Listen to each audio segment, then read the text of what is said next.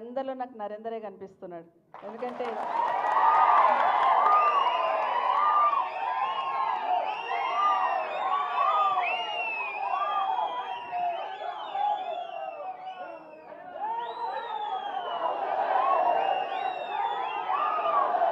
ఎందుకంటే ఎందుకంటే కొడంగల్లో ఆ రోజు రేవంత్ రెడ్డి గారిని ఓడించిన తర్వాత కేసీఆర్ నాయకత్వంలో నరేందర్ రెడ్డి గెలిచిన తర్వాత ఉదయం 6 గంటలకు టిఫిన్ కట్టుకొని వచ్చేవాడు. అవునా? 6 గంటలకు టిఫిన్ కట్టుకొని అక్కడికే వచ్చి ఆన్నే టిఫిన్ చేసి ఆన్నే లంచ్ చేసి మీ అందరితో మాట్లాడి మీతో తిరిగి మీతో డెవలప్మెంట్ అంతా చేసుకొని రాత్రి మళ్ళీ స్కూల్కి వెళ్ళి వచ్చినట్టు వచ్చేవాడు. అంత అనుబంధాన్ని పెనవేసుకున్నాడు మీతో. ప్రతి ఊర్లో ప్రతి గల్లీలో ప్రతి రోడ్లో ఏది కావాలన్నా కూడా కేసీఆర్ గారిని వచ్చి అడిగేది. కేటీఆర్ గారు అయితే దత్తత తీసుకున్నారు అప్పుడు కొడంగల్ని, కాబట్టి ప్రాణం పెట్టి పని చేసుకున్నాడు. సరే, మొన్న ఎన్నికల్లో రేవంత్ రెడ్డి గారు ముఖ్యమంత్రి అయితే అంటే కొంతమంది వేసినట్టున్నారు.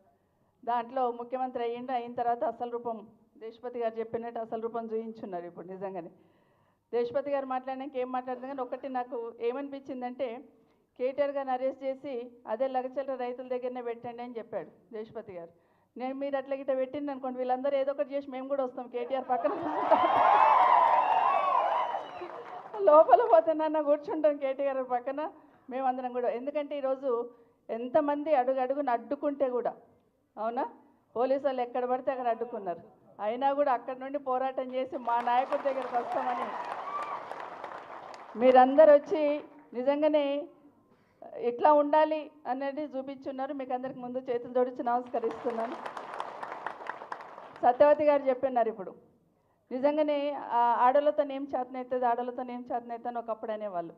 కానీ ఈరోజు లగచెల్లరా అక్క చెల్లెళ్ళే ఢిల్లీ దాకా పోయినారు సత్యవతి గారు. ఎంత పోవడమే కాదు, ఎంత గట్టిగా మాట్లాడినారు వాళ్ళు, ఎంత గట్టిగా గొంతెత్తి మాట్లాడినారంటే నిజంగా ఇంకెవరన్నా మళ్ళీ ఇట్లాంటి భూములు అక్వైర్ చేయాలంటే వచ్చి మాట్లాడడం కష్టం అన్నంత గట్టిగా మాట్లాడున్నారు.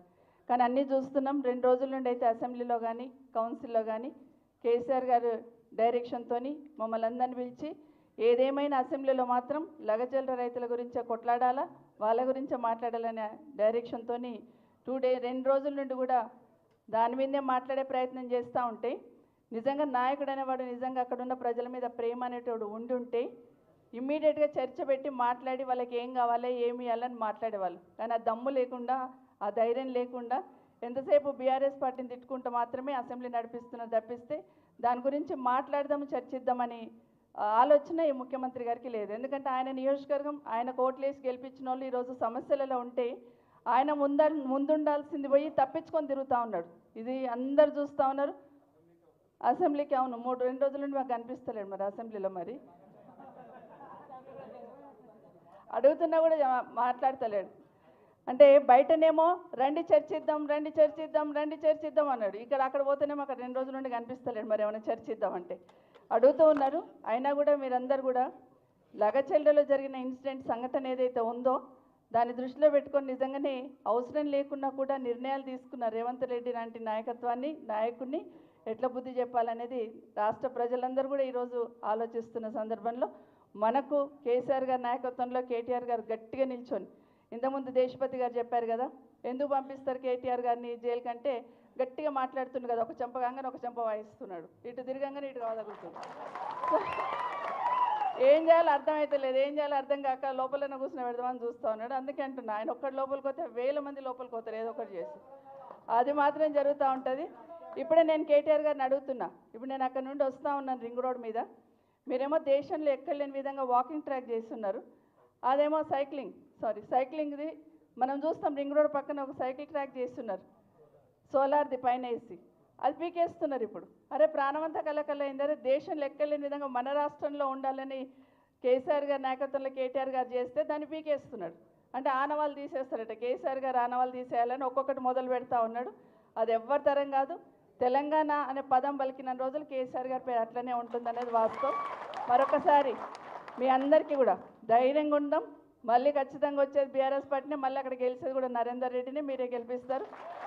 కాబట్టి ఖచ్చితంగా ఏ చిన్న ఇబ్బంది ఉన్నా ఈరోజు బీఆర్ఎస్ పార్టీని తక్కువ చేర్చుకుంది. కొడంగల్లో ఉన్న అందరినీ కూడా మా సమస్య అన్నట్టు తక్కువ చేర్చుకొని ఎక్కడే చిన్న సమస్య ఉన్నా, ఇక్కడ కొడంగల్లో సమస్య వచ్చినా బీఆర్ఎస్ పార్టీ హక్కునే చేర్చుకుంది. మూసీలో సమస్య వచ్చిన బీఆర్ఎస్ పార్టీనే ఉంది.